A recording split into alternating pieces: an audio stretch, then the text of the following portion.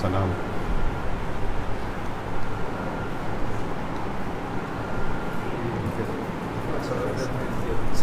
সালাম করেছি আমি গোল কিনবার চিনি কিনবার গেছি তো আমার সঙ্গে গেছি।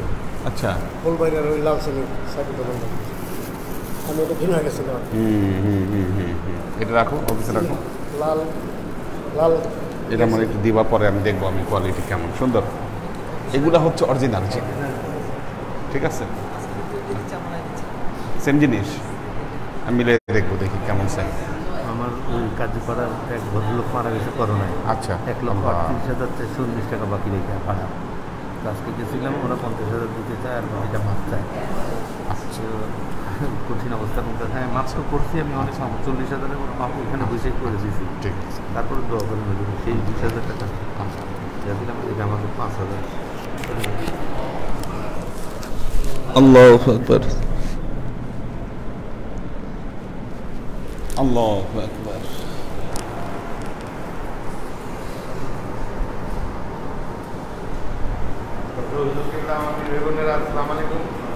আমরা আল্লাহর কাছে শুকরিয়া আদায় করি। আমাদের খাস করি আল্লাহ হাজি মুর্শিদের সৌরভে আল্লাহ আমাদেরকে ক্লাস করার তৌফিক এনায়েত করেছেন এবং আল্লাহর কাছে প্রার্থনা জানাই এই বুঝটা যেন আন্তরিক হয়। কালকে হুজুর যে পরিচ্ছন্নতার বর্ণনা দিচ্ছেন, আন্তরিকতা, আন্তরিকভাবে আর বাহ্যিকভাবে, সেইটা ব্যাখ্যা সুন্দরভাবে হুজুর আমাদের কাছে উপস্থাপন করছেন। আমরা যেন সেটা আন্তরিকভাবে গ্রহণ করতে পারি। হুজুর কাছে দোয়া চাচ্ছি। আমরা হুজুরের সাথে আসতেছি, ক্লাস করতেছি সেই 1967 সন থেকে, কিন্তু শুনতেছি আর মানতেছি শব্দটা নাই, শুনতেছি আর কান দিয়ে বাইরে যাচ্ছে, মানতেছি না।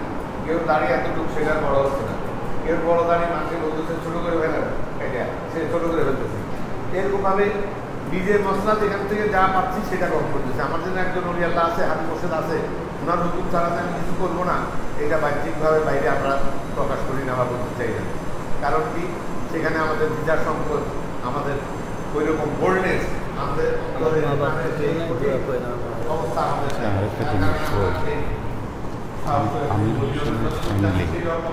আমির হোসেনের ফ্যামিলি 2-3 দিন বলছিল আর কি আপনার সাথে একটা আন্তরিকতা দূর করতে। আপনি যেটা বলবেন বলছেন তো, হ্যাঁ, আমার সাথে তো ভাই বছরের একটা চাকরি করছে, তখন থেকে লাস্টে অবস্থা খারাপ হয়ে গেছে। তারা আমি চাচ্ছিলাম কিছু উপকার হোক, ওটা বলেছিলাম ব্যবস্থা করবো। আল্লাহ আপনি ওর ঘরে এসে কোনো খারাপ ব্যবহার করেন, ওর ঘরে এসে কিন্তু চলেছি আমি সেখানে যাই আমরা দুজন। ঠিক আছে, ঠিক আছে, বসে করে দেবো। ঠান্ডা ভোগ করে সহ্য করতে না পারে বিমানে করে চলে আসে ঢাকায়। বিমানে করে ঢাকায় এসে ফ্যামিলির সাথে বসলো। সে ফ্যামিলি কি বললো যে আমি তো খুব ডাবল পাচ্ছি, গলার ব্যথাটা চলে গেছে, ব্যথাটা পেতে আসলে তখন লাংসে চলে গেছে, লাংস তার 80% ড্যামেজ হয়ে গেছে। এই অবস্থায় উনি বাসায় গেলাম, আজকে দেখলাম শান সম্পদ কাকে বললো যে এগুলো অনেক 1 মাস অন্তর অন্তর এগুলো সব বাইর করে নিজে সব পরিষ্কার পরিচ্ছন্ন করে, মানে সেই রুমটা যে সাজাইছে কঠিন সাজানো, তৈরি চিত্রগুলো আছে এগুলো ঘরে সাজানো আছে। যাই হোক, তো সেটা দেখলাম, আমার বসে বসে চিন্তা করলাম যে কত দামি সোফা সেট, সোফা সেটে মনে হয় 4 লাখ 2 লাখ টাকা দামি সোফা সেট হবে সেখানে বসে। চিন্তা করলাম এখন কোথায় শুনে আছে মানুষ। এই যে উপলব্ধিটা, এটা যদি আমি দুনিয়াতে থেকে উপলব্ধি করতে পারি, নিরলস প্রচেষ্টায় এই বক্তব্যই আমাদের কাছে উপস্থাপন করতেছেন যে দুনিয়ার জিন্দগিটা ক্ষণস্থায়ী, এইটা থেকে রূপান্তর হয়ে যাবে, রূপান্তর হয়ে যে জীবনে যাবো সেই জীবনের আরাম আয়ের, সেই জীবনের বাসিকাও আনা জিনা দুটা দিক আছে, সুখবরও আছে দুঃখবরও আছে। আমাদেরকে সুখবরের দিকে প্রভাবিত করার জন্য চেষ্টা করতে হবে। আল্লাহর কাজ দয়া, আল্লাহর কাজ রহমত, আল্লাহর কাছে অন্তরস্থল থেকে শুকরিয়া আদায় করি। আমাদের এই অল্প বয়সে, এই ছোটো বয়সে আমরা 2 জন অলি আল্লাহ মোর্শেদ পেলাম এবং প্রত্যেক অলি আল্লাহ মোর্শেদকে আমি অলি আল্লাহ মোর্শেদ, আমলদার অলি আল্লাহ মোর্শেদ, রাসে গুনা পেলে অলি আল্লাহ মোর্শেদ। এটা এই সৌভাগ্য আমরা কোথায় রাখবো? আল্লাহর কাছে কীভাবে শুকরিয়া আদায় করবো যে একজন অলি আল্লাহ মোর্শেদ আমরা পেয়ে গেছি এবং উনি আমাদেরকে চেষ্টা করতেছেন।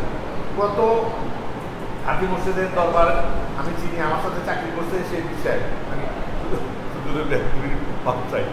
সে আমার অফিসে চাকরি করে, আমার সাথে আছে। সে বললো ভিডিও দেখালে আমারে যে মুনাজাত করছে। আপনি মুনাজাত করেন কেন? আমি তো পিসায়, ওই এলাকার পিসায় আছে। তো কি হয়েছে আপনি কেমনি করেন? ওটা তো আমি করি নাই, যে এই দুজন মালান দেখা দিয়েছে ভিডিও, এই মালানা দুজন রাখছি, এনারাই বক্তব্য দেন, এই ইয়া করে, আমি শুধু সালাম কালাম নিয়ে করছি।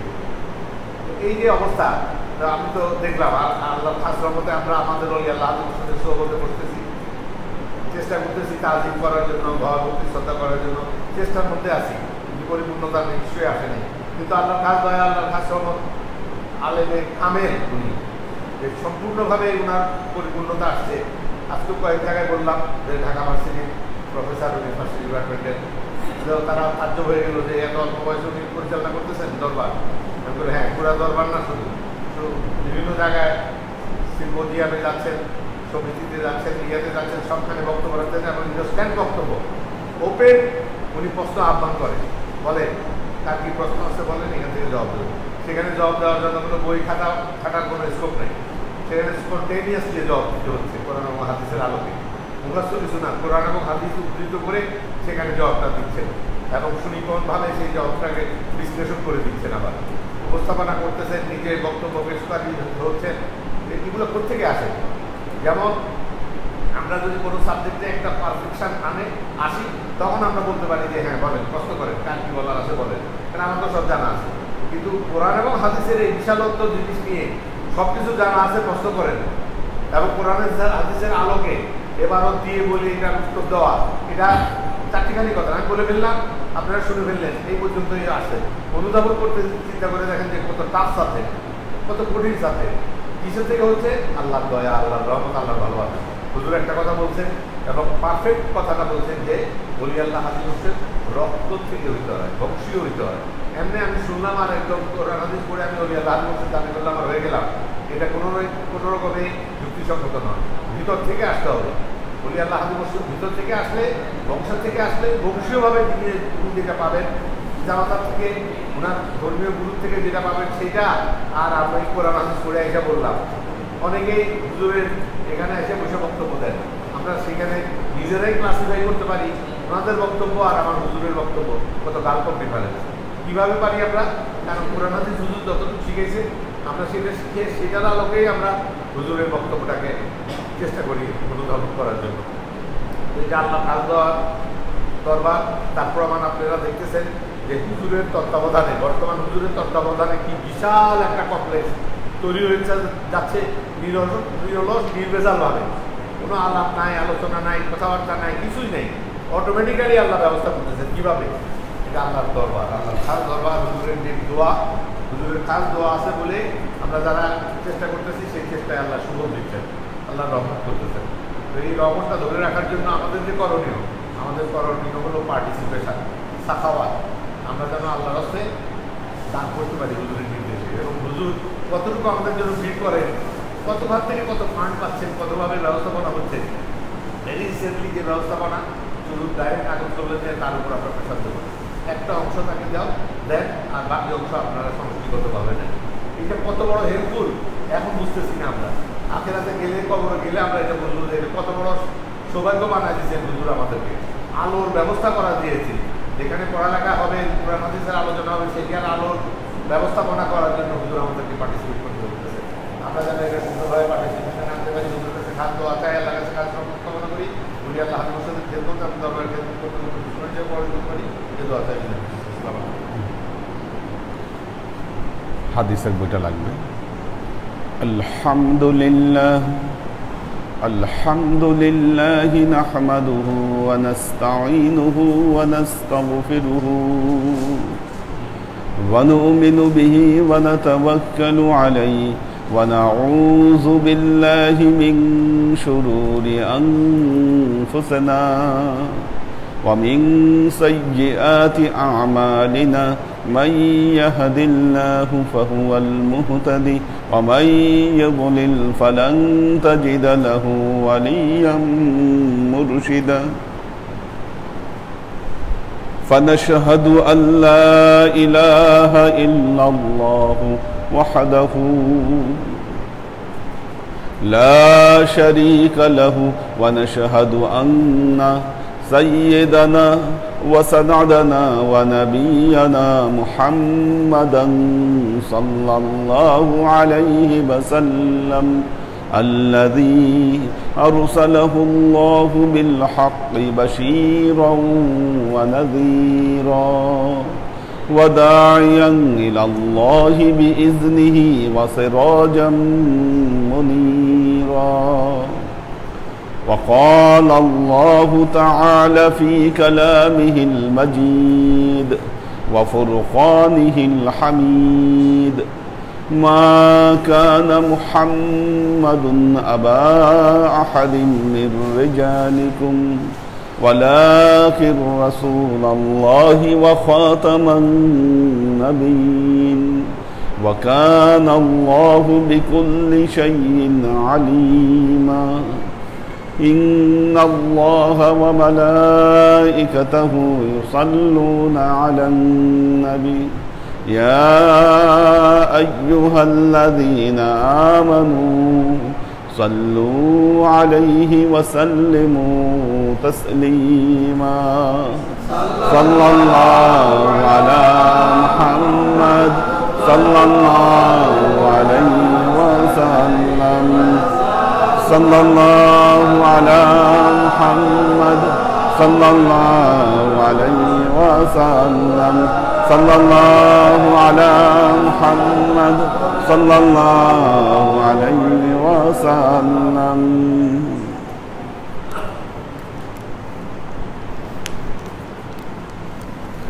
আল্লাহর আশিক ও সালেক বৃন্দ,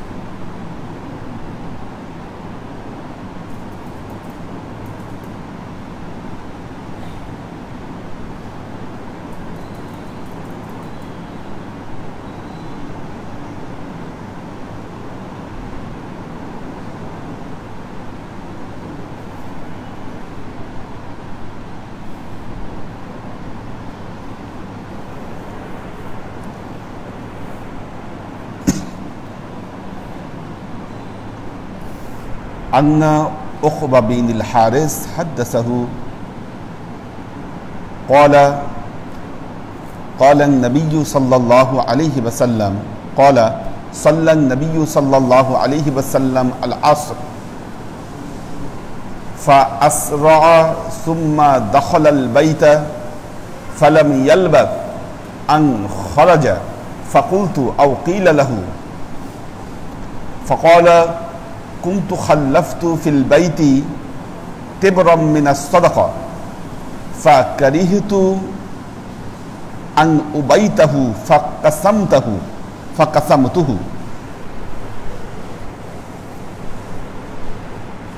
একদিন রাসূলুল্লাহ সাল্লাল্লাহু আলাইহি ওয়াসাল্লাম আসরের নামাজ আদায় করলেন। ফাআসরাউ, আসরের নামাজের পর তাড়াহুড়া করে সুম্মা দাখালাল বাইত, আল্লাহ নবী ঘরের মধ্যে ঢুকে গেলেন খুব তাড়াহুড়া করে। ফালাম ইয়ালবাস আন খরাজা, যখন আল্লাহ নবী কাজ সেরে চলে আসলেন আবার মসজিদে, কিছুক্ষণের মধ্যে আবার চলে আসলেন মসজিদে।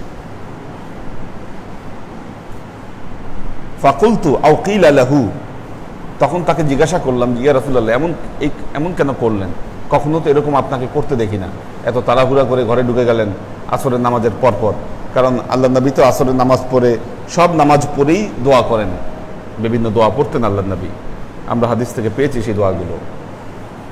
আস্তাগফিরুল্লাহ বলতেন, আল্লাহুম্মা আনতাস সালাম ওয়া মিনকাস সালাম তাবারাকতা ইয়া যাল জালালি ওয়াল ইকরাম। এ ধরনের বেশ কিছু দোয়া আল্লাহ নবী পড়তেন। ওই দিন দোয়া না পড়েই উঠে দ্রুত ঘরের মধ্যে চলে গেলেন। তো বর্ণনাকারী বললেন, আল্লাহ নবী যখন বের হয়ে আসলেন তখন আল্লাহ নবীকে জিজ্ঞাসা করা হলো যে ইয়া রাসূলুল্লাহ, কেন আপনি এরকম করলেন? ফাকাল কুনতু খাল্লাফতু ফিল বাইতি তিবরাম মিনাস সাদাকা। আল্লাহ নবী বললেন, আমি নামাজে আসার আগে আমার ঘরে কিছু সদকা আমি রেখে আসছিলাম, কিছু দান আমি ঘরে রেখে আসছিলাম। ফাকারিহতু আন উবাইতাহু, আমি অপছন্দ করলাম যে সদকাটা দিতে দেরি হবে, এই বিষয়টা আমি অপছন্দ করলাম। ফা কাসামতুহু, এই জন্য আমি ঘরে গিয়ে সেটাকে বন্টন করে দিয়ে আসলাম। অর্থাৎ এই হাদিস দ্বারা বোঝা গেল দান আদায় করতে দেরি করা যাবে না, যত দ্রুত সম্ভব দান আদায় করে দিতে হবে। আমরা দেখা যায় যে দানের যখন নিয়ত করি, আল্লাহ আমার হাতে টাকাও দিয়ে দিচ্ছে, চিন্তা করতেছি আচ্ছা ঠিক আছে এখন না করি, পরে দিবনি, বা 2টা দিন যাক, আচ্ছা আমার আগে এই খরচ টরচগুলো আগে দিয়ে নিই, তারপর আমি আমার এই বিল আছে ওই বিল আছে এগুলো আগে দিয়ে সারি, তারপর আমি দান করব, কাজ শুরু হইলে তারপর দিব। কিন্তু আল্লাহ নবীর ফিলোসফি হচ্ছে দান করতে দেরি করা যাবে না, দান যত দ্রুত সম্ভব আদায় করে দিতে হবে। কারণ আপনি জানেন না যে সময়ের জন্য আপনি অপেক্ষায় আছেন, বসে আছেন, ওই সময় আপনি টিকবেন কিনা ওই সময় পর্যন্ত। আমাদের আব্দুল আখের ভাই ঘুমের মধ্যে চলে গেল, কি আশ্চর্য ব্যাপার। তিনি যখন শুয়েছেন জানতেন না যে তার ঘুম আর ভাঙবে না, তিনি যে ঘুম থেকে উঠবেন না এটা কিন্তু তিনি আর জানতেন না। আর আশেপাশের মানুষ কেউ যেহেতু টের পায় নাই কিছু, আশেপাশে একা ছিল না, আশেপাশে মানুষ ছিল, কেউ কিছু বলতেই পারে না। যদি একজন বলেছে যে ওই দিন 5টা বা 5:30টার সময় কথা হয়েছে ফোনে, আসলে এটা ঠিক না, ভুল করছে উনি, কল লিস্ট দেখলেই বোঝা যাবে। ওই দিন ওনার কথা বলার কথা না, উনি রাতেই চলে গেছে, এভিডেন্স বলে রাতেই চলে গেছে, কথা হয়তো আগে হয়েছে, কিন্তু তিনি মনে করছেন যে না গত রাতে কথা হয়েছে, কিন্তু আগেই ইন্তেকাল করেছেন তিনি। এইভাবে মানুষ কে কখন চলে যাবে। আমাদের নাজিমউদ্দিন ভাই সুস্থ সবল মানুষ,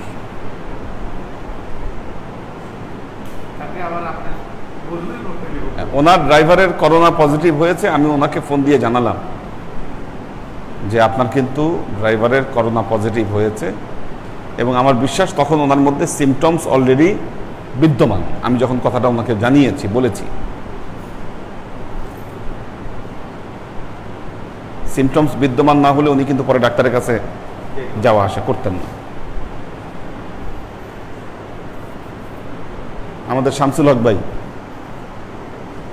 রেডি হয়েছে, একদম রেডি টেডি হয়ে পানির বোতল নিয়ে আমি বাসা থেকে বেরোলাম, উনি দাঁড়ায় আছে। বললাম কি ব্যাপার, দাঁড়ায় আছেন কেন? নাজিমউদ্দিন ভাইয়ের বাসায় যাচ্ছি আমি পানি পড়া দিতে। কে বলছে আপনাকে যাইতে? থামাই দিলাম, আমি যেতে দিলাম না। ওনার কিন্তু সমস্যা, যেহেতু বাসায় ওনার ওই পুরো বিল্ডিংই যাওয়া যাবে না ওখানে, তখন তো প্রাথমিক পর্যায়ে একটা ওয়েব ছিল খুব মারাত্মক। তো এটা জানার পরেও কিন্তু দেখেন, জানার পরেও ট্রিটমেন্ট নিতে পারলে কিন্তু উনি সেভ হয়ে যেত, কিন্তু তখন এই ট্রিটমেন্ট সম্বন্ধে আমরা কেউই জানতাম না। আল্লাহ তো পরবর্তীতে আমাদেরকে একটা ট্রিটমেন্ট জানিয়েছেন বা একটা প্রেসক্রিপশন আমরা ফলো করাতে এখন মোটামুটি একটা অবস্থায় আছে। কে কখন মৃত্যু আসবে আমরা কেউ বলতে পারি না। আপনি দান রেখে দিবেন, দানটা করতে না পারলে তখন কি হবে? আপনার পরিবার পরিজন যদি আপনার দান না করে তখন কি হবে? কে আদায় করবে আপনার দান? এখন আমাদের নাজিমউদ্দিন ভাইয়ের ফ্যামিলির মেম্বার যারা, তারা ওনার পক্ষ থেকে ওনার দানগুলো সব আদায় করে দিচ্ছে। এই সৌভাগ্য তো সবার হয় না। হ্যাঁ, এমনকি ওই যে আমরা যে ইলেকট্রিকের জন্য আমরা যে কালেকশন করতে চাচ্ছি সেখানে ওনার নাম দিতে বলেছে। হ্যাঁ, তো এই সৌভাগ্যগুলো তো সবার হয় না, এই জন্য দান তৎক্ষণাৎ আদায় করতে হবে। আপনি আপনার জীবনের বাকি কাজগুলো করার আগে দুনিয়াবি যে খাতগুলো আছে সেইখানে আদায় করার আগে আপনি আগে আল্লাহর দান নির্দিষ্ট করুন। আল্লাহর দান নির্দিষ্ট করুন, তাহলে বহু কিছু থেকে আপনি নিরাপদ থাকবেন। সে আলোচনায় আসবো, সামনে ওই হাদিস আসছে।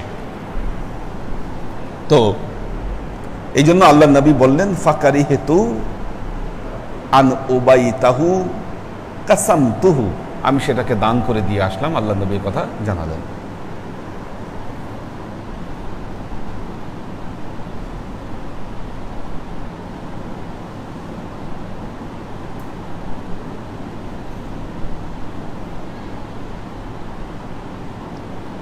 আচ্ছা, আন ইবনে আব্বাস ক্বালা خرج النبي صلى الله عليه وسلم يوم عيد فصلى ركعتين।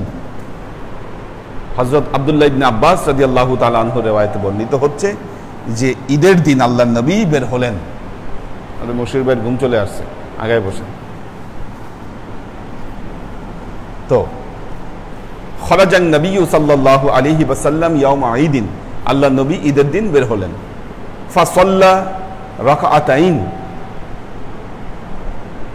2 রাকাত নামাজ আদায় করলেন, ঈদের নামাজ। ওয়ালাম ইউসাল্লি ক্বাবলু ওয়ালা বা'দু, এর আগে বা পরে কোনো নামাজ পড়েন নাই। এই জন্য মনে রাখবেন, ঈদের দিন ফজরের নামাজের পর আর কোনো নফল নামাজ নাই। না চাশতের নামাজ, না ইশরাকের নামাজ, কি না কোনো তাহিয়াতুল ওয়াজু, কিচ্ছু না। ঈদের দিন খাস ঈদের জামাত। আমাদের সুন্নাহ এভাবে শিখতে হবে আমাদেরকে। দেখেন বর্ণনায় যেটা আসছে, লাম ইউসাল্লি ক্বাবলু ওয়ালা বা'দু, লাম ইউসাল্লি ক্বাবলু ওয়ালা বা'দু, আল্লাহর নবী আগেও কোনো নামাজ পড়েন নাই, পরেও কোনো নামাজ পড়েন নাই। লাম ইউসাল্লি ক্বাবলু ওয়ালা বা'দু, আগেও নামাজ পড়েন নাই, পরেও কোনো নামাজ পড়েন নাই।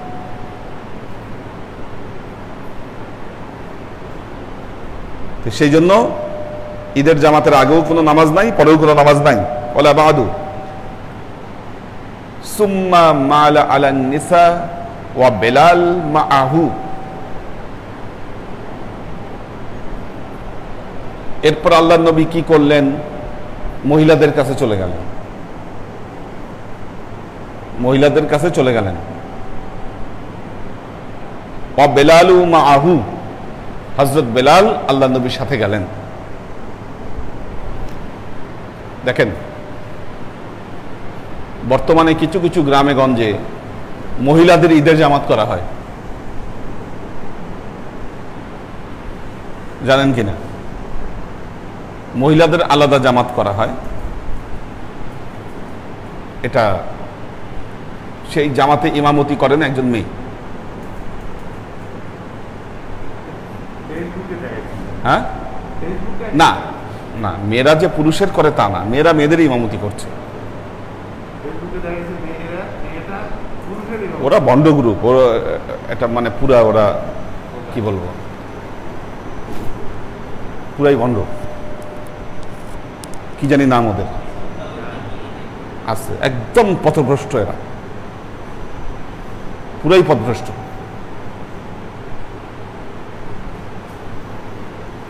তো গোমরা মানে কি? পুরাই গোমরা এরা।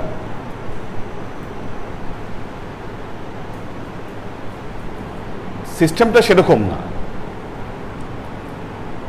এটা আহলে হাদিস সমাজে বেশি প্রচলিত, আহলে হাদিস সমাজে বেশি প্রচলিত এটা। গাইবান্ধায় আছে, আমাদের গাইবান্ধাতে আছে, কুষ্টিয়ায় আছে। ওনারা পরে এভাবে ছেলেরা ঈদগাহে চলে যায়, মেয়েরা মসজিদে চলে আসে। ওই দিন মেয়েরা মসজিদে নামাজ পড়ে, ছেলেরা ঈদগাহে যায়। তা আমি যেবার গাইবান্ধা ওয়াজ করতে গেলাম, একজন প্রশ্ন করলো যে এখানে মেয়েদের জামাত হয়, এটা জায়েজ কিনা, বৈধ কিনা? আমি বললাম বেদাত। তো বললো যে আপনার চাচারাই তো এটা করে গেছে। চাচারা করলেই তো আর জায়েজ হইল না। যদি সিস্টেম থাকতোই, আল্লাহ নবী তো মেয়েদেরকে বলতেন, কি মা আয়েশাকে বলতেন, মা ফাতেমাকে বলতেন, যাও এদের নামাজ পড়াও। কিন্তু সবাই আল্লাহ নবীর সাথেই নামাজ আদায় করলেন, তাদের জায়গা আলাদা।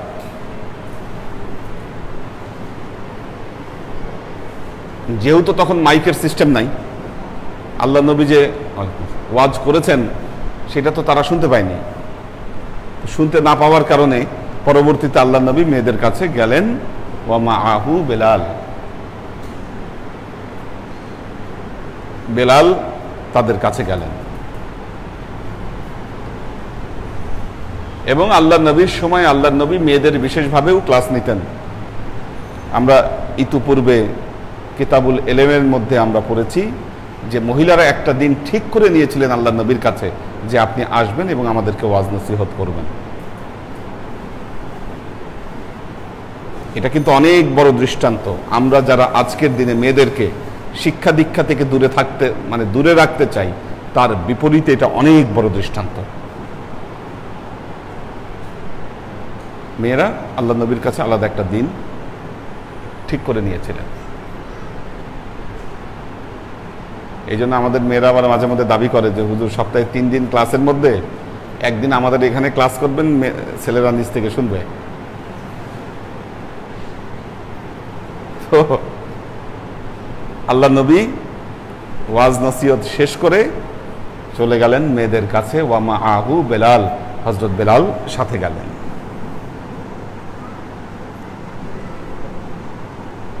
ফাওয়াইযুহুন্না ওয়া আমারাহুন্না আইয়াসাদদাকনা। আল্লাহ নবী মেয়েদের কাছে গেলেন, গিয়ে তাদেরকে সাদকা, দান সদকার ওয়াজ নসিহত করলেন মেয়েদেরকে। ফাজআলাতিল মারআতু তুলকি আল কুলাবু আল খুরসা। এই ওয়াজ শোনার পর মেয়েরা তাদের শরীরে যে অলংকারগুলো ছিল, এই অলংকারগুলো খুলে খুলে, আমরা এর আগে একটা হাদিসে আরো স্পষ্ট বর্ণনা পেয়েছি যে হযরত বেলাল একটা কাপড় নিয়ে গেছিলেন, কাপড়। হ্যাঁ, ওয়ালাইকুম সালাম। তো মেয়েরা তাদের অলংকারগুলো খুলে খুলে ওই কাপড় নিক্ষেপ করতে শুরু করলো, কাপড়ে ছুঁড়ে মারতে শুরু করলো, দানের কথা শুনে, দানের ওয়াজ শুনে। তার মানে দান করতে দেরি করা যাবে না, ততক্ষণ দান করতে হবে।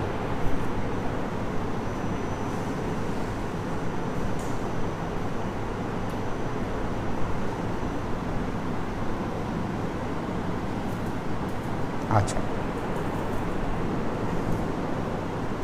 عن أبو بردة عن أبيه قال كان رسول الله صلى الله عليه وسلم إذا جاءه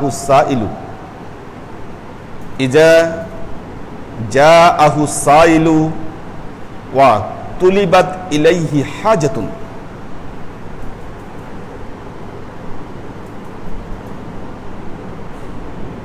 إذا جاءه السائل, যখন আল্লাহর নবীর কাছে কোনো সায়েল আসতেন, ওয়া তুলিবাত হাজাতুন, কোনো কিছু চাইতেন, কোনো কিছু চাইতো আল্লাহর নবীর কাছে এসে কেউ, ক্বালা ইশফাউ তুরজিউ ওয়া ইয়াকজিল্লাহু আলা লিসানি নাবিয়্যিহি মা শাআ। আল্লাহর নবী বলতেন ইশফাউ তুজারু, ইশফাউ শাফায়াত করো, প্রার্থনা করো, চাও তোমাকে দেওয়া হবে, তোমাকে দেওয়া হবে। আল্লাহর কাছে চাইতে হবে, আল্লাহর কাছে চাইতে হবে।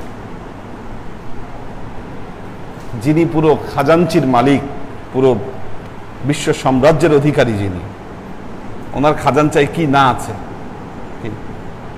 মানুষের কাছে মুখাপেক্ষী হওয়া যাবে না, কিন্তু আল্লাহর কাছে চাইতে হবে। কি আল্লাহর কাছে চাইতে তো বাধা নাই, যা চাবেন আল্লাহর কাছেই চাবেন। ওয়া ইজা সাআলতা ফাসআলিল্লাহ ওয়া ইজা ইসতাআনতা ফাসতাইন বিল্লাহ। আমরা দেখা যায় মানুষের কাছে চাইতে আমরা লজ্জাবোধ করি না, কিন্তু আল্লাহর কাছে চাইতে আমরা লজ্জাবোধ করি না। এটা করা যাবে না, প্রার্থনা করতে হবে।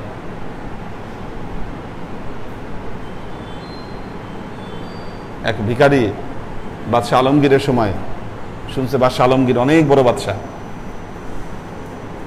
বলছে তুমি তার কাছে যাও, গেলে দান পাবা। খুঁজতে খুঁজতে ভিখারি বাদশাহ আলমগীর মসজিদে তার কাছে দান চাবে, বাইরে দিয়ে দেখে 2 হাত তুলে চাচ্ছে আল্লাহর কাছে, বা কারো কাছে কিছু চাচ্ছে। ফকির চিন্তা করলো, আমি কেমন ফকিরের কাছে আসলাম, আমি আজীবন ভিক্ষা করছি 1 হাত দিয়ে, আর এই ফকির দিয়ে 2 হাত দিয়ে ভিক্ষা করে। এমন ফকিরে 2 হাতে ভিক্ষা করে, আমার চেয়ে বড় ফকির, আমি না 1 হাতে ভিক্ষা করি। মানুষের কাছে চাইলে 1 হাতে চাওয়া লাগে, আল্লাহর কাছে চাইলে তো 2 হাতে চাই আমরা। কাজেই যদি চাইতে হয় তার কাছে, ইশফাউ তুজিরু, আল্লাহ নবী বললেন চাও তোমাকে দেওয়া হবে।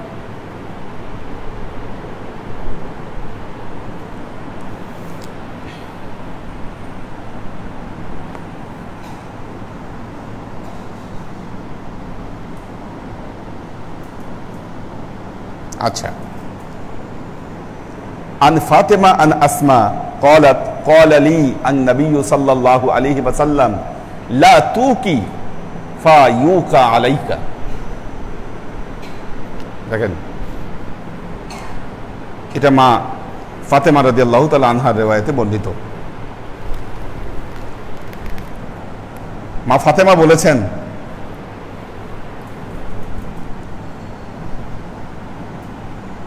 আন আসমা, মা ফাতেমা হযরত আসমা বিনতে আবি বকর ওনার রিওয়ায়াতে বর্ণনা করেছেন, ক্বালা লিন নবী সাল্লাল্লাহু আলাইহি ওয়াসাল্লাম, আল্লাহর নবী আমাকে একটা কথা বলেছেন। কি কথা?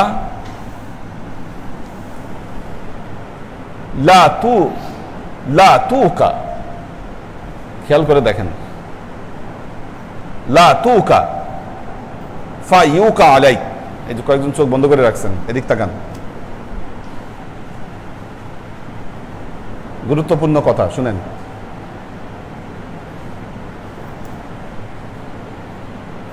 শয়তান মানুষের নজর বিভিন্নভাবে ড্র করে। এই যে ওনার কাছে কি কাগজকে দিচ্ছে, সবাই মিলে তাকায় রয়েছে।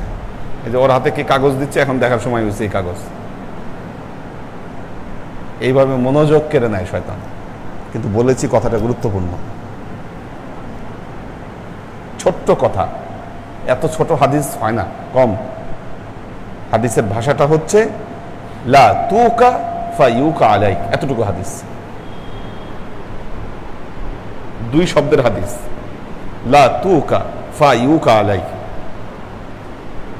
আল্লাহ নবী বলেছেন লা তুকা, তুমি আটকে দিবে না, দান বন্ধ করবে না, ফায়ুকা আলাইক, তাহলে আল্লাহ তোমার উপর তোমাকে দেওয়া বন্ধ করে দিবে। লা তুকা, তুমি দেওয়া বন্ধ করবে না, যদি বন্ধ করো ফায়ুকা আলাইক, আল্লাহ তোমাকে দেওয়া বন্ধ করে দিবে। ঠিক, মারাত্মক কথা। একটা জিনিস, আমরা দান করতে ভয় পাই কেন?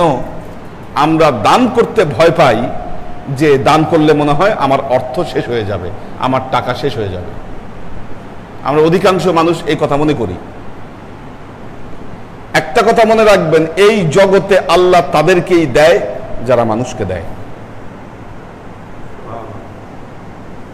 কনফার্ম, যত দিবেন আপনি আল্লাহ আপনার প্রবৃদ্ধি তত বাড়াবে।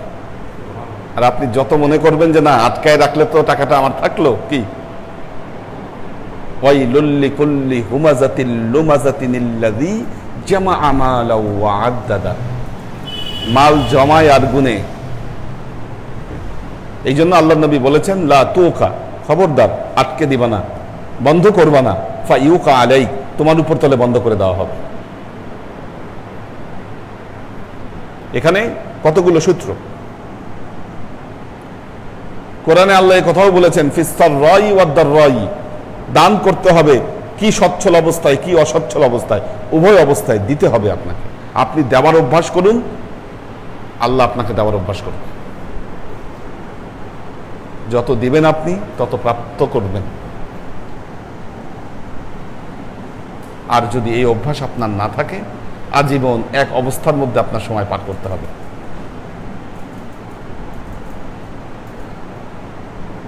এই জন্য দান তৎক্ষণাৎ আদায় করতে হবে। তাহলে উপায় কি? আমি নিজে যে সিস্টেম ফলো করি, একটা ব্যাগ আছে আমার আলাদা দানের। যখনই কোনো দানের উপলক্ষ হয় ব্যাস ওই ব্যাগের মধ্যে ঢুকায় রাখি, পরবর্তীতে সময় মতো এটা দান করি। কিন্তু ফিক্সড করে ফেলতে হবে, দান আদায় হয়ে গেল। আপনি আলাদা করে রাখলেন মানে কি, নিয়াত আপনার হয়ে গেল। ইন্নামাল আমালু বিন্নিয়াত, নিয়াত তো হয়ে গেল আপনার দানের জন্য। এটা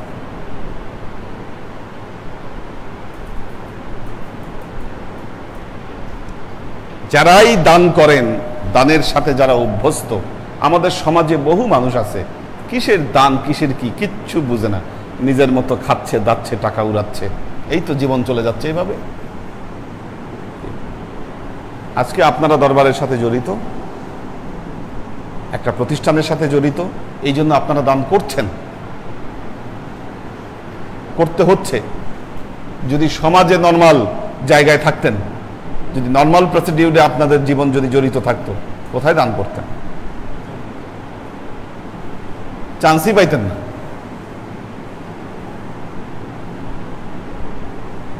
সুযোগই পেতেন না দান করা।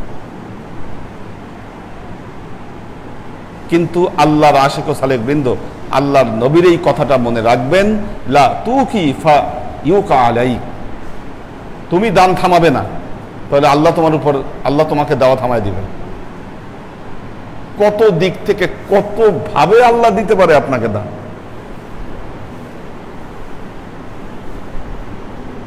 দেখবেন আপনি চিন্তাও করেন নাই, এমন একটা জায়গা থেকে টাকা চলে আসছে আপনার হাতে। আবার দেখেন বহু মানুষ আছে আল্লাহ অনেক দেয়, তাকে অঢেল দেয়, টাকা ধরে রাখতে পারে না। কেন ধরে রাখতে পারে না? বরকত নাই। বরকত নাই দেখে ধরে রাখতে পারে না, টাকা চলে যায় তার হাত থেকে।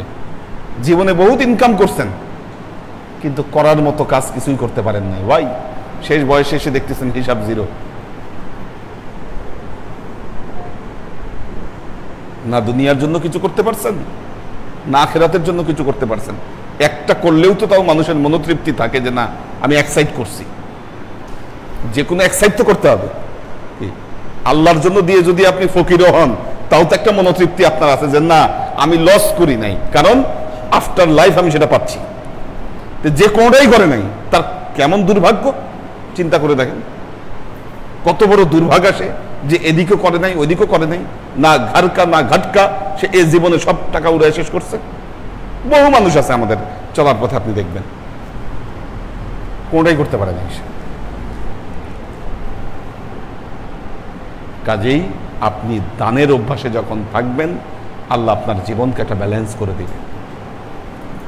আমরা এটা বুঝি না, যারা বুঝি না তারাই আমরা ধরা খাই। যারা বুঝতে পারছি না তারাই কিন্তু ধরা খাচ্ছি। কাজেই আল্লাহর আশিক ও সালেক বৃন্দ, লা তুকা ফা ইউকা আলাইক,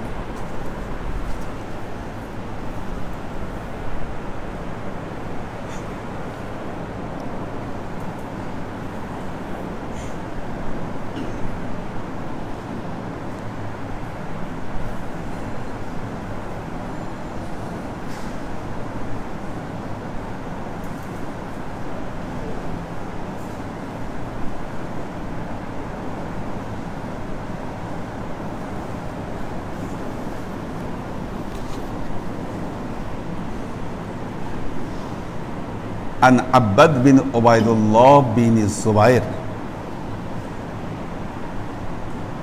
أخبره عن أسماء بنت أبي بكر أنها جاءت النبي صلى الله عليه وسلم فقال لا توعي فيعي الله عليك أرزقي ما استطعت তো হযরত আসমা বিনতে আবি বকর রাদিয়াল্লাহু তাআলা আনহু তিনি বলছেন আল্লাহর নবী আমাকে বলেছেন লা তুই ফায়ুইয়াল্লাহু আলাইক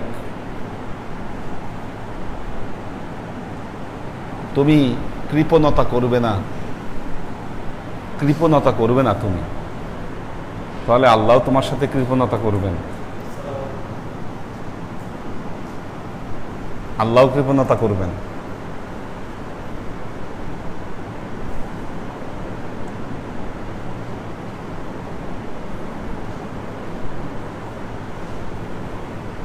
দেখেন একটা জিনিস,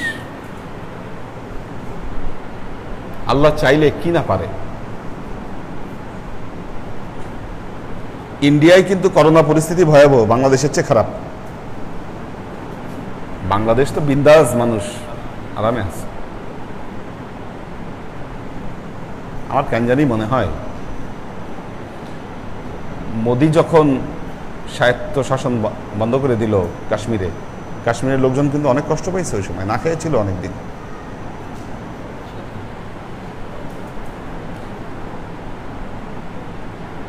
আল্লাহর খেলা দেখেন, পুরো ইন্ডিয়া অচল করে দিয়ে রাখছে।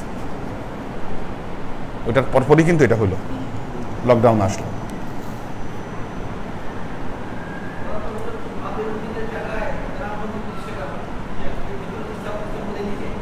হ্যাঁ হ্যাঁ, তো আপনি যা করবেন তা আপনি ফিরে পাবেন, এটা মনে রাখবেন। আপনি উদার হস্ত হবেন, আল্লাহ আপনার প্রতি উদার হবে। আর আল্লাহ উদার হলে কি হবে? আপনার জীবন চলার পথ সহজ হয়ে যাবে। কি জীবন চলার পথ সহজ হওয়া আর কঠিন হওয়া, এই দুয়ের মধ্যে কিন্তু পার্থক্য আছে। আল্লাহ যদি সহজ করে দেয়, আপনি ইজিলি পথ চলতে পারবেন, আপনার পথ চলা খুব ইজিলি। আপনি অনেক টাকা ইনকাম করলেন, ডাক্তারের কাছে আপনার অনেক টাকা খরচ হয়ে গেল, দুনিয়াবি এমন একটা ভেজালে পড়লেন, ওই ভেজালে আপনি বহুত টাকা দিয়ে দিলেন, আপনার টাকা বের হয়ে গেল। তার মানে কি বোঝা যাচ্ছে কি? আপনার জীবন চলার পথটা কিন্তু সহজ নয়, এখানে প্রবলেম হচ্ছে। ইনকাম হচ্ছে ঠিক আছে, সোর্স অফ ইনকাম আছে, কিন্তু আপনার এমন কিছু উটকো খরচ আপনার কাছে এসে জড়ো হচ্ছে, যেই খরচের কারণে আপনি শান্তি পাচ্ছেন না, টাকা বের হয়ে যাচ্ছে।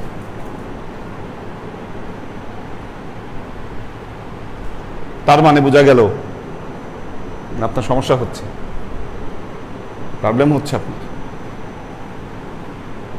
তাহলে কি করতে হবে? দান বাড়ায় দিতে হবে। দান বাড়াতে হবে। দান কমাইলে কি হবে জানেন? আপনি মনে করছেন যে দান কমাইলে আপনি বেঁচে যাবেন, আপনার টাকা থেকে যাবে। কখনো না, কাল্লা, কখনো না। হ্যাঁ, কারণ এমন খরচ আপনার উপর চাপবে যেটা হিসাব করলে দেখা যাবে যে আপনি লসের মধ্যে আছেন। নাম্বার ওয়ান, অর্থনৈতিকভাবে তো ক্ষতিগ্রস্ত হলেনই, আর ওই ক্ষতি শুধু অর্থনৈতিকভাবে সীমাবদ্ধ থাকবে না, দেখা যাবে আপনার শারীরিক, সামাজিক সব ধরনের ক্ষতির সম্মুখীন হবেন আপনি। যারা এই প্রবলেমে আছেন, আল্লাহর নামে শপথ করে বলছি, দান বাড়ান, প্রবলেম থাকবে না। আমরা যারা এই রহস্য না বুঝি তারা ভুল করি, টাকা এদিক সেদিক দেই, আল্লাহকে টাকা দিতে পারি না। আল্লাহকে টাকা দিতে কর্পণ্য করি, আল্লাহর পথে টাকা দিতে আমরা কৃপণতা করি। কিন্তু বিভিন্ন জায়গায় কিন্তু টাকা ঠিকই দিয়ে বেড়াচ্ছি। ডাক্তারের কাছে টাকা দিচ্ছি, পুলিশকে টাকা দিচ্ছি, এই সমস্যার জন্য টাকা দিচ্ছি, ওই সমস্যার জন্য টাকা দিচ্ছি, দানের ক্ষেত্রে টাকা দিতে চাচ্ছি না। আজব মানুষ। যখনই দেখবেন, একটা কথা মনে রাখবেন, যখনই প্রবলেমে পড়বেন, কোনো একটা প্রবলেম, আপনি সাথে সাথে আল্লাহর দরবারে আপনি দান মানত করেন, আপনি দানের নিয়ত করেন,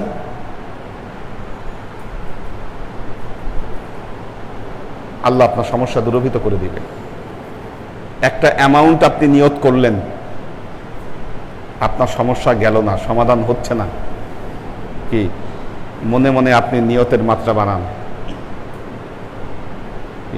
দেখবেন যতটুকু অ্যামাউন্টে আল্লাহ সন্তুষ্ট থাকবে, কি ওই অ্যামাউন্টটা নিয়ত করার সাথে সাথে আল্লাহ একটা সমাধান মিলাই দিবে আপনাকে। ওইটা না নিয়ত করা পর্যন্ত দেখবেন যে ভেজাল হচ্ছে। হ্যাঁ, অবশ্যই প্রমাণ পাবেন, অবশ্যই। কি আল্লাহ নবীর এত কথা, একটা অধ্যায় আল্লাহ নবী বর্ণনা করছেন, এটাই সেই এত কথা আল্লাহ নবী এই ব্যাপারে বলছেন, এটার তো প্রমাণ না পাওয়ার কোনো সম্ভাবনা নেই। আমাদের যাদের ভেতরে বোধ জাগ্রত হচ্ছে না, তারা আমরা ভিন্ন রকম ভাবছি যে না, বিষয়টা মনে হয় অন্যরকম।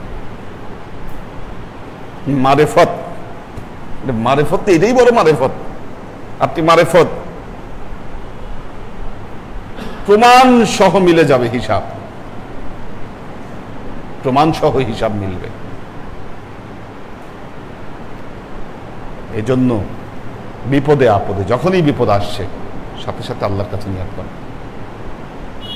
কারণ আসছে এই কারণেই যে না, কোনো একটা সমস্যা হচ্ছে, কোনো প্রবলেম, আপনার কোনো আমলে, কোনো কাজে আল্লাহ অসন্তুষ্ট হয়েছেন হয়তো, অথবা যতটুকু দান করা আপনার উচিত বা যতটুকু দান করা দরকার, যে পরিমাণ সম্পদ আল্লাহ আপনার হাতে দিচ্ছে, তার বিপরীতে আপনার দান এনাফ হচ্ছে না,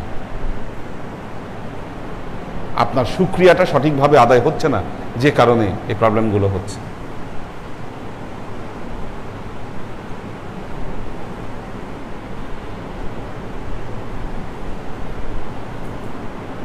এই যে আমাদের নাবালক, জীবনে বলে কোনো ট্যাবলেটই খায়নি, এখন খাইতে হচ্ছে, বুড়া হয়ে গেছে। তার মানে ডাক্তারের কাছে তার কোনো টাকাই দেওয়া লাগেনি।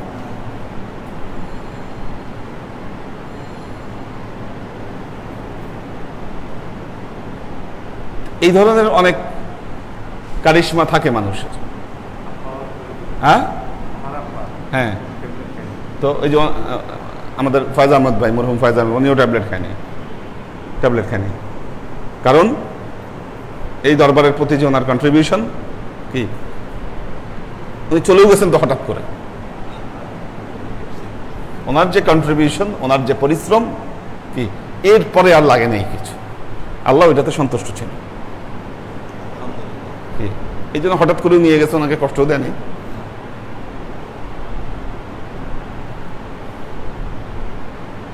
সব আল্লাহর খেলা। তো আল্লাহর আশিক ও সালেক বৃন্দ, আল্লাহর কাছে এই দোয়া চাইতে হবে যে আল্লাহ, আমরা যেন দান করতে পারি ঠিক মতো। এবং একটা জিনিস দেখবেন যে যখন দানের দরকার হবে, দুয়ারে নক করবে, আপনার আসবে, উপলক্ষ আসবে, হাজির হবে আপনার কাছে দানের উপলক্ষ। আল্লাহর কাছে আমাদের কথা, আমরা যেন স্বনির্ভর হয়ে আল্লাহকে দিতে পারি, জোর করে যেন আদায় করতে না হয়। আমরা ওই লাইনে যেতে চাই না। আমরা আল্লাহর দরবারে দান দিয়ে খুশি থাকতে পারি। যে দান আপনি খুশি মনে দান করলেন, সেটা আপনার সম্পদের প্রবৃদ্ধিকেও বাড়ায় দিবে।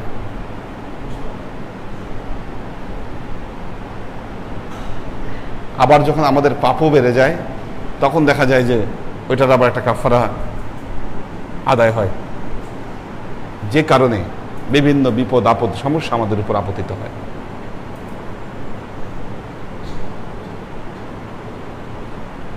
কাজে আল্লাহর আশিক ও সালেক বৃন্দ, একটা জিনিস দেখবেন, যাদের টাকা বেশি এদের টেনশনও বেশি। বড় বড় ইন্ডাস্ট্রি, ফ্যাক্টরি যারা চালায়,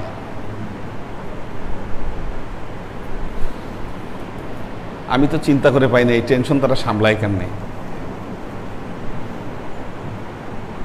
ব্যাংকে থেকে লোন নিতে হবে, এমপ্লয়ীদের স্যালারি দিতে হবে, এই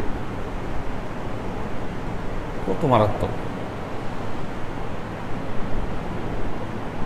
বিশাল প্রসিডিওর। আবার যার কিছুই নাই,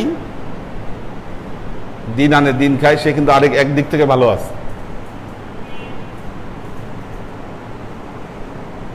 একদিক থেকে ভালো আছে। আমাদের জামাল মনে চাইলে কাজ করে, না মনে চাইলে কাজ করে না, তো সুখী মানুষ, হ্যাপি মানুষ। আবার ইনকাম করে, আবার যেটা আবার ইনকাম করে ওইটা থেকে আবার ওইটার হক আবার যথাযথ আদায় করে, আবার হিসাব দেয়, আমি এই সপ্তাহে এত ইনকাম করছি, এটা এটা এটা।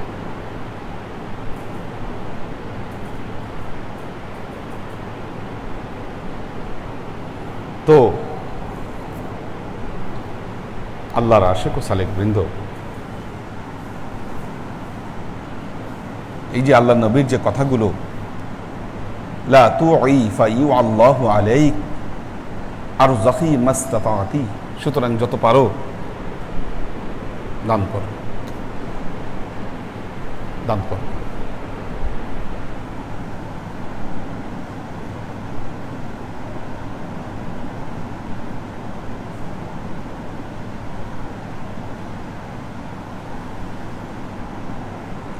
ক্লাস শুরু করছি কয়টায়?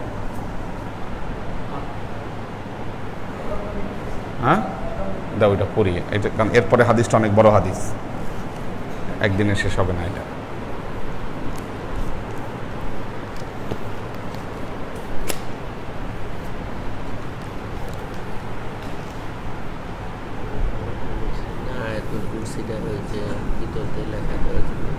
হ্যাঁ হ্যাঁ, এটা তো আলাপ করে দেখতে হবে। আচ্ছা ঠিক আছে, ওই যে সাজদানামার কথা বলছি, কালকে যেটা বলছি, হ্যাঁ ঠিক আছে, ওই যে সাজদানামাটা উনি ফান্ডিং করবে। সাজদানামাটা কাঠের উপরে পিতল দিয়ে যে লিখতে চাইছি, এটা উনি ফান্ডিং করবে বলছে, ঠিক আছে। উনি বলছে যত ইয়া লাগে উনি ওইটার ব্যবস্থা করবে। হ্যাঁ, এটা তাহলে একটু আলোচনা করে এটা ইনশাল্লাহ জানাবেন, ইনশাল্লাহ।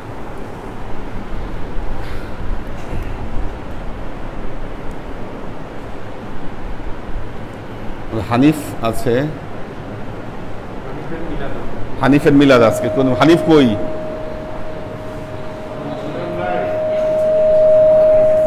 কোনটা?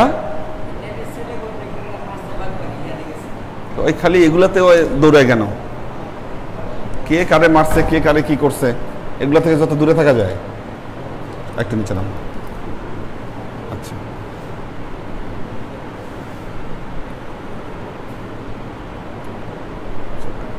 আমাদের জেসমিন সালাম দিয়েছে, সবাইকে দোয়া চেয়েছে। মোহাম্মদ দেলাওয়ার হোসেন সালাম দিয়েছেন। ওয়াসিম খান, আলী আকবর ভাই আছেন। আনোয়ারা শরীফ সালাম দিয়েছেন। মোহাম্মদ মারুফুর রহমান, হুজুর আমরা সপরিবারে সালাম গ্রহণ করুন। আসসালামু আলাইকুম। ওয়ালাইকুম আসসালাম, আপনাদের সবাইকে সালাম। জয়নাল আবেদিন,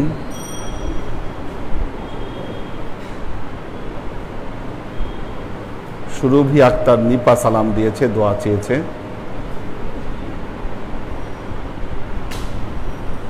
সাইফুল রিঙ্কু বাহরাইন থেকে সালাম দিয়েছে। আমরিন শরীফ সবাইকে সালাম দিয়েছেন। শামসুস সালেহীন সবাইকে সালাম দিয়েছেন।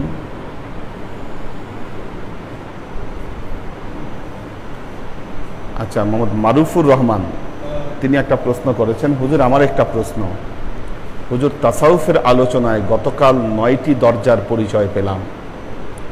এই 9টি দরজার সাথে সম্পর্ক করার জন্য আমরা সফল মুর্শিদের কাছে যাই। এই 9টি দরজার সাথে সম্পর্ক করার উপায় কি একটু দয়া করে যদি বলতেন আর কি। এটা হচ্ছে, হ্যাঁ, আমাদের ক্লাসটা কিন্তু গতকাল শেষ হয়নি। এই 9টারই বিশেষ মানে এটাকে আয়ত্তে আনা, সম্পর্ক মানে এটাকে আয়ত্তে আনা। আর এটাকে আয়ত্ত আনার কৌশল যখন শিখে যাবেন তখন আপনার ভেতরে তাসাউফ জন্ম নিবে, বা আল্লাহর যে প্রেম, আধ্যাত্মিকতা, এটা জন্ম নিবে। তো এই 9টা দরজার মধ্যে একটা দরজার কথা গতকাল বলা হয়েছে যে একটাকে প্র্যাকটিসে আনেন, চোখকে হেফাজত করেন আগে। চোখ হেফাজত করেন, চোখের মধ্যেই তো 2টা দরজা, চোখের পরে মুখ, সবচাইতে গুরুত্বপূর্ণ চোখ এই ক্ষেত্রে।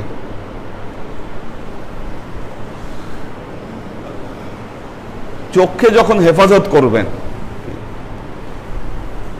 আমরা ডিজিটাল যুগে যারা বসবাস করছি তাদের জন্য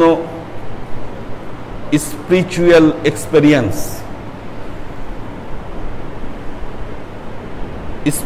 এক্সপেরিয়েন্স, এই বিষয়টা অর্জন করা কঠিন কাজ। কেন কঠিন কাজ? একটা উদাহরণ দেই, শুনেন একটু মনোযোগ দিয়ে। ছোটবেলায় আমরা গল্পের বই পড়তাম, বই পড়ার অভ্যাস ছিল অনেক আমাদের। বই পড়তাম আর কি করতাম? ইমাজিনেশনে চলে যেতাম, আমরা ইমাজিন করতাম ঘটনাটা বই পড়ে পড়ে। মাসুদ রানা, 3 গোয়েন্দা, বিভিন্ন থ্রিলার, এগুলো নেশা ছিল। হ্যাঁ, কুয়াশা, হ্যাঁ, বানহুর, এগুলো আমাদের নেশা ছিল পড়ার। আমরা পড়তাম আর কি করতাম? সেগুলোকে ইমাজিন করতাম।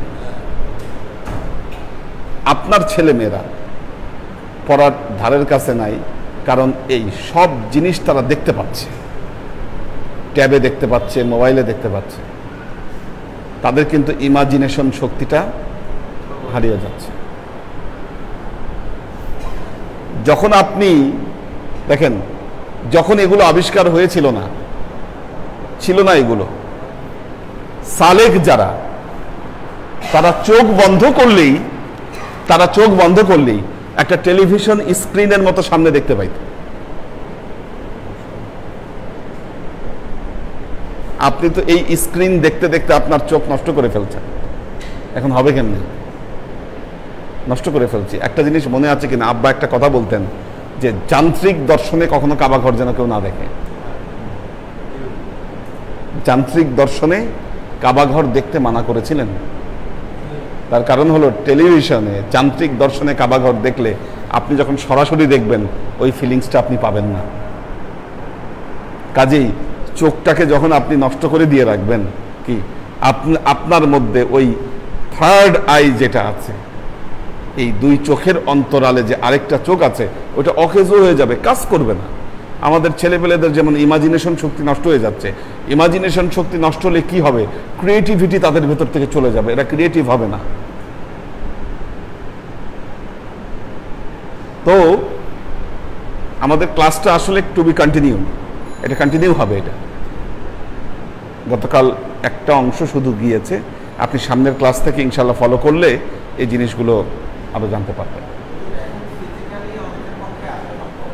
হ্যাঁ হ্যাঁ হ্যাঁ, এখন তো ফিজিক্যালি আসা সম্ভব। হ্যাঁ, তো সুতরাং আপনার মধ্যে স্পিরিচুয়াল এক্সপেরিয়েন্স যদি গ্যাদার করতে চান, এই ক্লাসটাই হবে কি আপনারা একটা আউটলাইন পাবেন। আমরা অনেক সময় থিওরি জানি, কিন্তু থিওরি অ্যাপ্লাই করতে পারি না, অ্যাপ্লাইয়ের আগ্রহ থাকে না আমাদের, বা আমরা অনেক সময় এটাকে অ্যাপ্লাই করতে চাই না, নফসের কারণে পারি না। আপনি যদি এটাকে ফলো করেন, আমি চ্যালেঞ্জ করে বলতে পারি যারা সালেক আছেন প্রত্যেকের মধ্যেই কিছু না কিছু স্পিরিচুয়াল এক্সপেরিয়েন্স আপনাদের মধ্যে গ্যাদার করবে।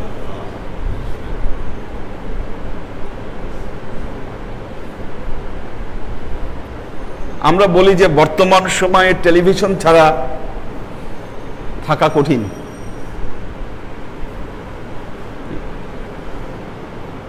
তারপরেও অনেকে আছে যারা টেলিভিশন দেখেন না।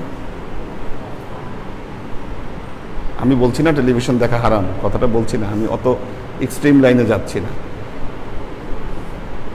আমি এখন পর্যন্ত আমার ঘরে টেলিভিশন আনি নাই, কখনো আনলেও আমার যেটা নিয়ে ডিশের দিকে যাব না,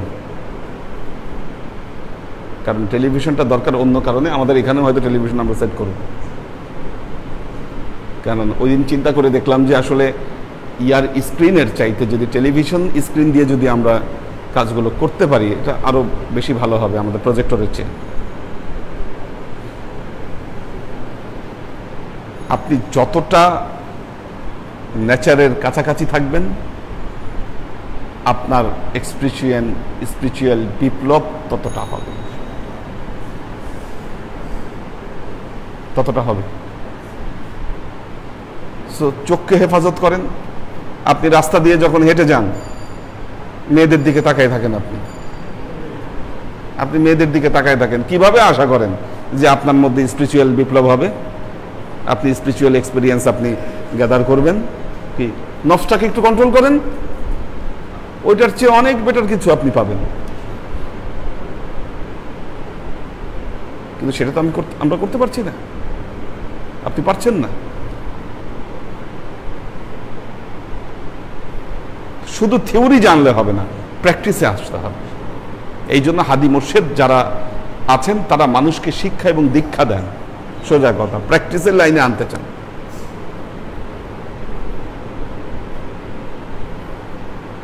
এখন আপনি নায়ক নায়িকাদের নাচ দেখবেন, আবার চোখ বন্ধ করলে আপনি আল্লাহর রূপ সৌন্দর্য উপভোগ করবেন। কিভাবে পসিবল? এটা তো পসিবল না। আমাদের দেখা যায় যে আজকে বড় বড় মৌলানা যারা ওয়াজ নসিহত করছেন, ওয়াজের মধ্যে সুন্দর হিন্দি গান ওনারা বলতেছেন, সুরের কোনো মিস নাই। ওনারা যে এত সুন্দর করে গান বলতেছেন, এই গানের জন্য প্র্যাকটিস করতে হয়েছে না ওনাদেরকে? গানটা দেখতে হয়েছে না কয়েকবার? হ্যাঁ হ্যাঁ, ওনার তো গান না শুনলে কি না দেখলে এত সুন্দর সুরে সুরে সুর মিলাইতে পারে না।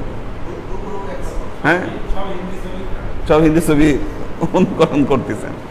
আপনি এটাও করবেন এটাও করবেন, এটা কেমনে পসিবল হবে না তো? লাইন একটা ঠিক রাখতে হবে আপনাকে। পসিবল, সম্ভব, অসম্ভব কিছু না। হ্যাঁ, আচ্ছা আচ্ছা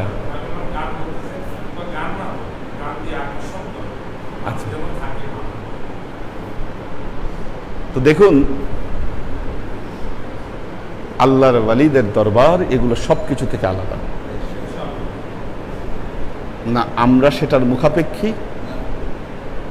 না, আমাদের উদ্দেশ্য মানুষকে আকৃষ্ট করা না, আমাদের উদ্দেশ্য কোনো পাবলিসিটি। আমাদের উদ্দেশ্য হচ্ছে মানুষকে আল্লাহমুখী করে দেওয়া। সেটার জন্য না কোয়ান্টিটি আমাদের জন্য জরুরি, না আমাদের মাহফিল গম গম করতে হবে, মানুষ এসে বলে থাকবে। এটার মোহতাজ আমরা, এগুলার কোনো কিছুর মোহতাজ আমরা নই।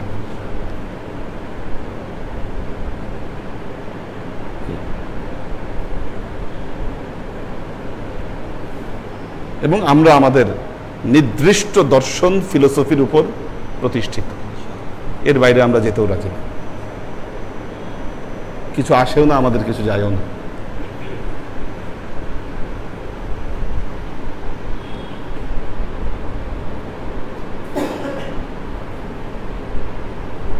মাহফুজুল হক উজ্জ্বল, মোহাম্মদ আজাদ, লুনা তাবাসসুম লুবনা সবাইকে সালাম দিয়েছেন।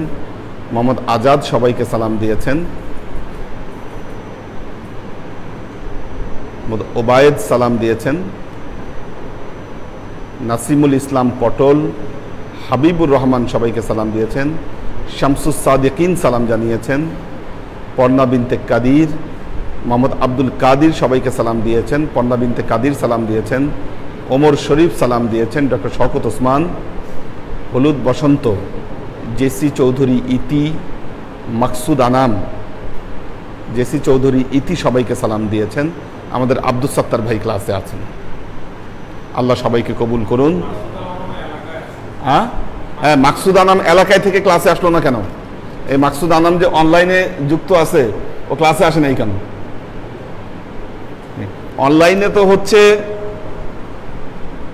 অনলাইনে হচ্ছে যারা আসলে মাজুর, তাদের জন্য অনলাইন। কিন্তু মাজুরিয়াত নাই, কিছু নাই, একটু বৃষ্টি পড়তেছে, অফিস থেকে এসে এখন ঘরে আরামসে বসে আপনি এটা করলে হবে না তো, বসে না শুয়ে করে সেটাও। আবার অনেকে আছে আমাদের স্টুডেন্ট যারা, আমরা যখন ক্লাস নিই অনলাইনে, কি ছেলে পেলে ক্লাসে যুক্ত থেকে ক্যামেরাটা অফ করে ওই মোবাইল রেখে যে যার মতো কাজ করতেছে, কিসের ক্লাস কিসের কি। হ্যাঁ, জয়েন করে আবার বের হয়ে যায়, স্যারকে প্রথমে দেখায় যে না আমরা আসছি সবাই, আবার জয়েন করে ওই ক্যামেরাটা অফ রেখে ইয়াটা অফ রেখে যার খুশি যার যার কাজ শেষে করতেছে।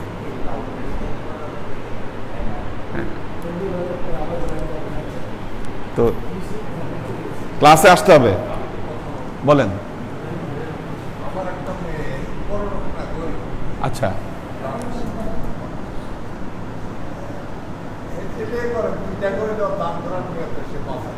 মাশাআল্লাহ,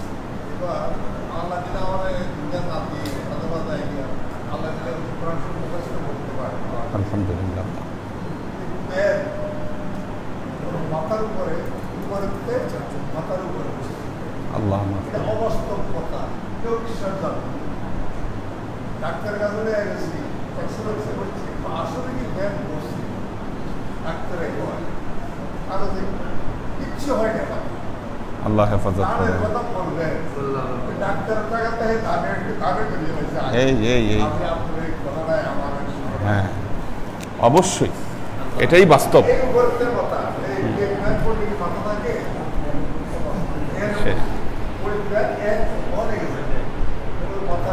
আপনি আল্লাহকে দেন, ডাক্তারকে দেওয়া লাগবে না, বাস্তব কথা এটা। আল্লাহুম্মা আমিন। ও মিলাদ আছে, মিলাদ আছে। মিলাদটা জানি কার জন্য? হানিফের নানা শ্বশুর, ও উনি ইন্তেকাল করেছেন, সবাই দোয়া করবেন। সবাই সূরা ফাতিহা 7 বার, সূরা ইখলাস 9 বার, দরুদ শরীফ 11 বার। ক্লাস শেষে এটা বসে করেন, আপাতত রাখেন এটা।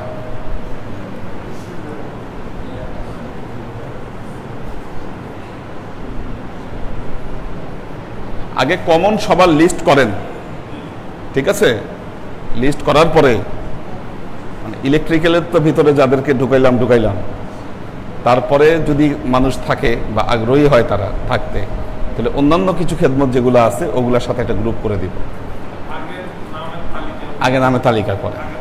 হ্যাঁ, আচ্ছা, তাহলে ওইটা রাখা যাবে না। ইরেগুলারগুলো একদম লিস্টে আসবে না, ঠিক আছে? এ লিস্টে যে 15 জন বা আমরা যে কজনই রাখবো, ওটা একদম নিয়মিত থাকতে হবে। যারা নিয়মিত হবে না তাদেরকে গ্রুপ থেকে বের করে দিয়ে সেটা আবার রিশিডিউল করতে হবে।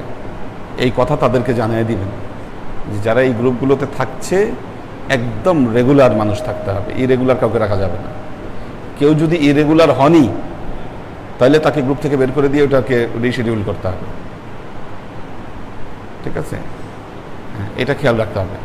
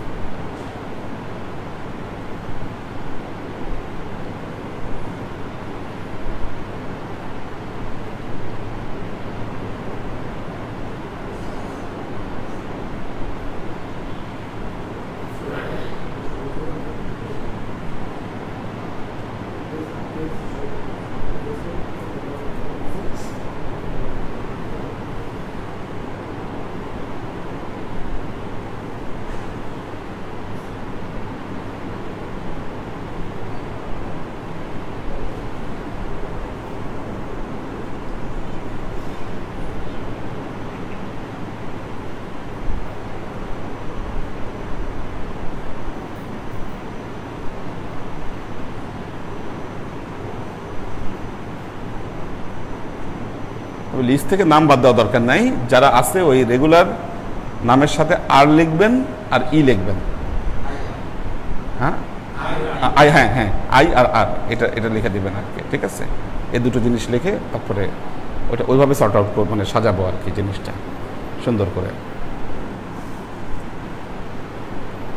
وأشرق البدر علينا واطفت منه البدور مثل حسنك ما رعينا قط يا وجه السرور صلى الله على محمد صلى الله عليه وسلم صلى الله على محمد صلى الله عليه وسلم صلى الله على محمد صلى الله عليه وسلم يا حبيبي يا محمد يا عروس الخافقين يا مؤيد يا ممجد يا إمام القبلتين صلى الله على محمد صلى الله عليه وسلم صلى الله على محمد صلى الله عليه وسلم صلى الله على محمد صلى الله عليه وسلم ما رعينا عيسى حنات بالسور إلا إليك والغمام هلك ظلت والملا صلوا عليه صلى الله على محمد صلى الله عليه وسلم صلى الله على محمد صلى الله عليه وسلم صلى الله على محمد صلى الله عليه وسلم وصلوات الله أحمد وعدة أحرف الصدور أحمد الهدي محمد سيد وجه المنير صلى الله على محمد صلى الله عليه وسلم صلى الله على محمد صلى الله عليه وسلم صلى الله على محمد صلى الله عليه وسلم بلغ العلا بكماله كشف الدجى بجماله حسنت جميع خصاله صلوا عليه وآله سلموا يا قوم بر صلوا على صدر الأمين مصطفى ما جاء إلا رحمة للعالمين اللهم آمين اللهم صل على محمد وعلى آل محمد كما صليت على إبراهيم وعلى آل إبراهيم إنك حميد مجيد اللهم بارك على محمد وعلى آل محمد كما باركت على إبراهيم وعلى آل إبراهيم إنك حميد مجيد ربنا ظلمنا أنفسنا وإن لم تغفر لنا وترحمنا لنكونن من الخاسرين ربنا آتنا في الدنيا حسنة وفي الآخرة حسنة وقنا عذاب النار ربنا لا تزغ قلوبنا بعد إذ هديتنا وهب لنا من لدنك رحمة إنك أنت الوهاب اللهم إنك عفو تحب العفو فاعف عني يا غفور الرحيم الودود اللهم نور قلوبنا بنور الإيمان ونور قلوبنا بنور الإسلام ونور قلوبنا بنور الإحسان وزين أخلاقنا بنور محمد صلى الله عليه وسلم